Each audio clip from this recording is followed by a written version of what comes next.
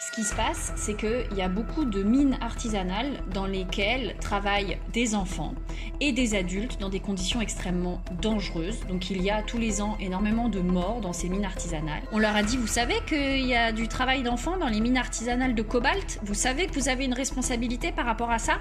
Et la plupart nous ont dit, nous on respecte la loi.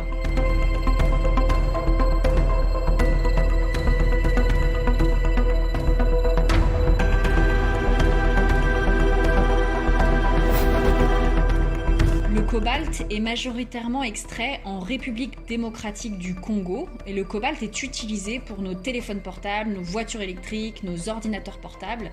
Seulement, l'exploitation du cobalt génère d'importantes violations de droits humains. Ceux qui extraient le cobalt peuvent être des enfants ou bien des adultes qui travaillent dans des situations extrêmement dangereuses.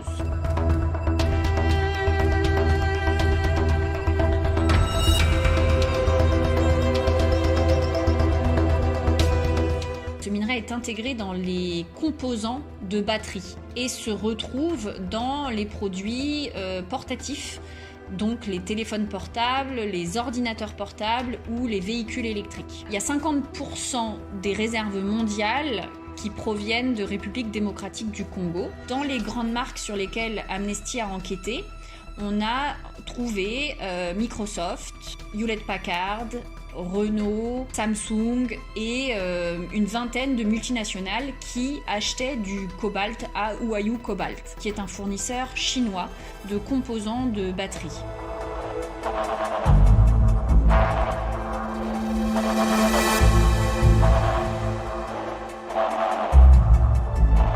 Ce qu'on a fait, c'est qu'on a fait un premier rapport en 2016 pour documenter le travail des enfants. Et on a suivi la route du cobalt. Ce minerai-là, extrait par des enfants, était acheté par un bureau d'achat de Huayou Cobalt et on a regardé à qui Huayou Cobalt ensuite vendait. La plupart nous ont dit qu'elles ne savaient pas nécessairement d'où venait leur cobalt. On leur a dit, vous savez qu'il y a du travail d'enfants dans les mines artisanales de cobalt? Vous savez que vous avez une responsabilité par rapport à ça? Et la plupart nous ont dit, nous on respecte la loi. Il y a un règlement européen sur certains minerais dits du sang, mais il n'y a pas de législation sur le cobalt. Parfois ça les arrange de ne pas respecter les recommandations, puisqu'aujourd'hui il n'y a que des recommandations d'un organisme qui s'appelle l'OCDE. Après, il y a un vrai problème pratique pour les entreprises. Faire la traçabilité de ce minerai, c'est compliqué, sauf que des chercheurs d'Amnesty l'ont fait. Donc si une petite équipe d'Amnesty peut le faire, on estime que des grandes multinationales qui sont équipées qui ont les moyens pour, elles seraient capables de le faire. Si jamais il y avait une législation, elles s'organiseraient pour le faire. Et c'est parce qu'il n'existe pas de législation qu'elles pensent que ce n'est pas nécessaire.